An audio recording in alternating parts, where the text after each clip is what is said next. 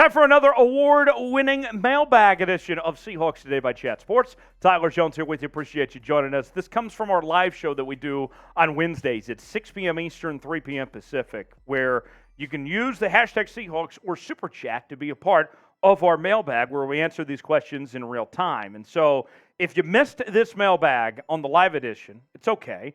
You can subscribe to the channel, and you'll be the first to know when we go live, and we'll answer your questions. So subscribe now. It doesn't cost you a thing. It's absolutely free. Turn on notifications so you never miss a moment. YouTube.com/SeahawksTV. Got a $5 Super Chat coming in from Elijah. Elijah, come forth with this Super Chat.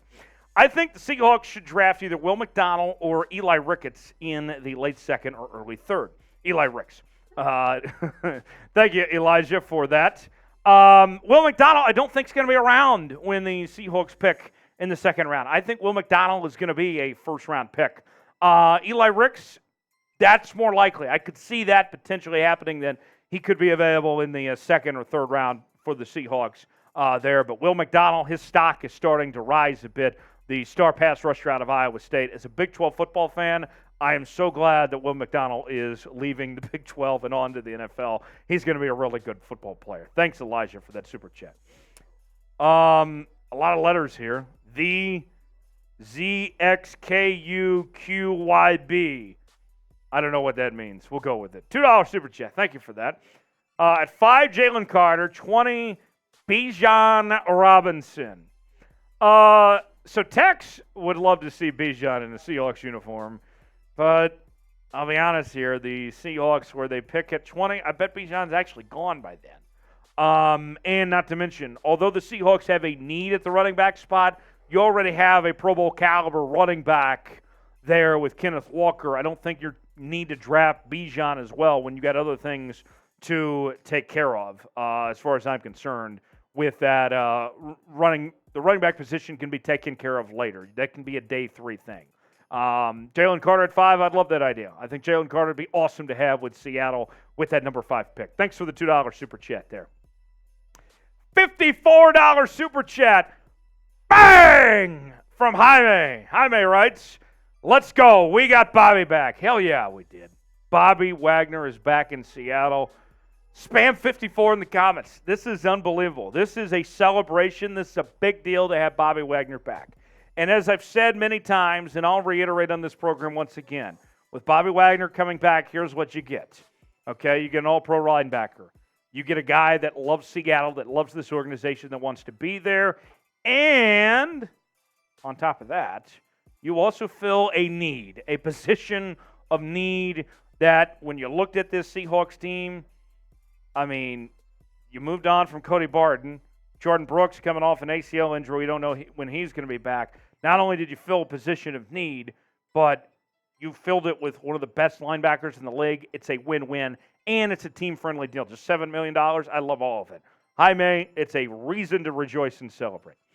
Seattle Dan writes, saw the ESPN mock draft this week that had the Hawks taking Hendon Hooker at 5, and it sounded crazy. What about Hooker at 20? So Mike Tannenbaum, the former GM of the New York Jets, also worked with the Dolphins and a couple organizations. He did this mock draft where he projected as if he was the GM of these teams, of who he would pick. And I was laughing because he proved why he's not a general manager in the NFL anymore with having Hendon Hooker at 5. With that said, I wouldn't take a first or even a second, maybe not even a third-round pick on Hendon Hooker. 25-year-old quarterback coming off an ACL injury and played in a cookie-cutter Mickey Mouse offense there at Tennessee. The sample size was just a year or two with Hendon Hooker. I think Hendon Hooker is a very good player, but there's too many red flags waving for me to use a first-round pick. I like C.J. Stroud. I like Bryce Young, those guys, but I'm skeptical when it comes to the idea of Hendon Hooker as a first-round pick. So I'll pass on Hendon Hooker as far as I'm concerned there. Should the Seahawks draft Hendon Hooker? This is our pinned comment today. You might get an ad break. If so, take advantage of it. Type Y for yes, type N for no. Should the Seahawks draft Hendon Hooker or not? Let us know in the comments section. Y for yes, N for no, if they should draft Hendon Hooker. Our pinned comment today, let us know what you think about the possibility of bringing in Hendon Hooker or not. Charlie the Unicorn, a OG here at Seahawks Today, writes in, hashtag Seahawks, take Carter at 5 and double dip with Nolan Smith at 20. Possible? So two guys from the University of Georgia who played together, won a couple national titles. Nolan Smith is arguably the most athletic player in this entire draft, was just an animal at the scouting combine with what he was able to do. He was something special. And we've talked a lot about Jalen Carter, of how good he is and the potential that he has to bring to the National Football League. To me, you pair these two together, yeah, that could be a win-win. It could be possible. I think there's going to be a number of guys we're talking about potentially for the Seahawks at that 20 spot. Lucas Van Ness has gotten a lot of attention. We've seen Miles Murphy, a number of guys there that I think if you are looking for an edge rusher at 20, you're going to have about 3 or 4 guys potentially that will all make a case to be that guy. We'll see what they do. Isaac writes, what will it take for the Seahawks to win another Super Bowl? Isaac, that's kind of a loaded question, but I'm glad you asked. Well, first you got to get through the NFC, right? The Niners on paper look like the best team in the conference right now. The Niners are just stacked at every single position. And so the first things first, as far as winning the Super Bowl, you got to get there first. And you got to get through San Francisco. And this Seattle team is making some significant progress, but, I mean, you got a mountain to climb to get past San Fran right now. And to me, it's continuing to find those holes in that roster and plug them up. I look at the corner position, for example. You have Tariq Woolen, but you're still looking for another elite guy potentially at the corner spot. You need Jamal Adams to stay healthy. You need a third wide receiver to develop. You have some good tight ends in Disley and Fant, but you need one of them to become a great tight end. You need to figure out the guard position, the center position. Those guys need to take significant steps up. Charles Cross and Abraham Lucas, for example, your bookend tackles, the rookies past year, they can't play like rookies next year. They got to take another step up. So a lot of it just has to do with growth and development for this team to get to this point, but they're on the right track. They are ascending at this point as far as I'm concerned. Scarface253 says, what do you think about Demarion Overshown in the second or third? He's a Longhorn, and he is a heck of an athlete. I got to tell you, if he ends up in Seattle, that would be very interesting for the Seahawks. Second or third, that could be a possibility for the Seahawks. I wouldn't rule it out of them making that move there, and I will not put the horns up, but you get the idea. Seahawks for life. What kind of impact will Bobby Wagner bring to the Seahawks in his return? Well, last year was a big test for Bobby, right? Of leaving the Seahawks, going into a new system, another year older. How could he do? And last year, Bobby Wagner, despite all the changes and everything, he passed every test with flying colors. As long as Bobby Wagner stays healthy, there's no reason why he can't be a Pro Bowl caliber linebacker as far as I'm concerned. PFF, we've talked about before, had him as the highest rated middle linebacker in the league. There's no reason why the Seahawks won't be getting a great player with Bobby Wagner's return. I think the impact is going to be through the roof. It's going to be outstanding. If Bobby Wagner stays healthy, you're looking at a fantastic season ahead for Bobby as far as I'm concerned. Speaking of Bobby, let's go down memory lane here for a second. What's your favorite Bobby Wagner memory of all time? What comes to mind? What do you think of all the times that and the memories we shared with Bobby Wagner over the years? What was your favorite? Tell me in the comments section what comes to mind.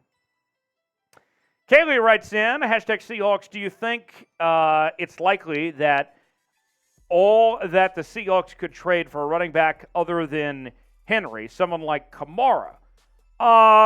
Here's one name, Kaylee, that I would say is another possibility that might be the most intriguing running back to me on the entire market. Austin Eckler. Austin Eckler, to me, is a name to watch. Only is owed $6 million this upcoming year. He wants out of Los Angeles. He can be a pass catcher. He's one of the best receiving running backs in the league. That's the name I'm watching for. I would prefer to go young and go day 3. But if you're going to make a trade, you need a back that can catch. Eckler might be your guy for that. Also, Clyde Edwards-Helaire could fit that bill, and he wouldn't cost you a whole lot either. Kevin writes, best corner to pair with Tariq Woolen. I got a name for you. Okay? Let's look at the free agent market. Rock Ya-Sin, former Raider, also with the Indianapolis Colts. He's the guy that comes to mind that could be a good pairing for Tariq Woolen. Also, what about Joey Porter Jr. when you talk draft-wise? Because here's what you're looking for, okay? Think about this for a second. Tariq Woolen you already have as your ball-hawk corner, right? He's the guy when in a successful defense, an elite defense, let me put it that way, your 2 starting corners, here's what you want. You want one guy to be the one that's going to get you all those picks all day long. It's going to get you 5, 6+ picks in a season. And then you want your other guy to be the lockdown type, the one that's the no-fly zone that teams are afraid to throw the football his direction. Maybe he doesn't get a whole lot of picks, but he is the guy that, takes on the number 1 receiver on a team and just shuts him down. One guy in the draft that could be that for the Seahawks, Joey Porter Jr. out of Penn State. He's not going to have the 5, 6+ interceptions in a year, but he's going to be the no-fly zone. You're not going to get anything past him. So, a couple possibilities there. Grade the Seahawks free agency moves so far. What do you think of what they've done to this point? It's got to be an A. I don't know how it couldn't be.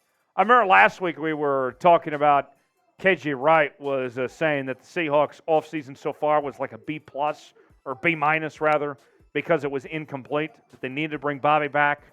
Well, now you did that, and it was already good before that. I think it's an A.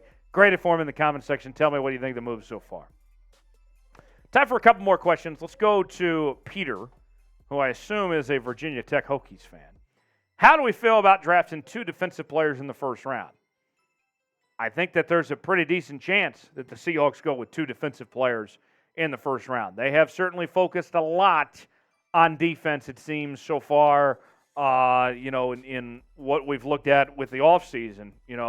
Other than Drew Lock and Geno Smith getting new deals, the only player on offense that's been signed was Evan Brown at center. So that's been their area of focus. So, yeah, I could see them going defense. Wouldn't surprise me at all if they go defense with those first 2 picks. Talk to me on social media, Facebook, Instagram, Twitter. I'm at Tyler Jones Live. Off to Houston this weekend. Hometown of Jeremy Chuggs. Will I see the Jeremy Chuggs statue this weekend? If I do, I'll report back and I'll post on social media. Until then, I'll see you next time here on Seahawks Today.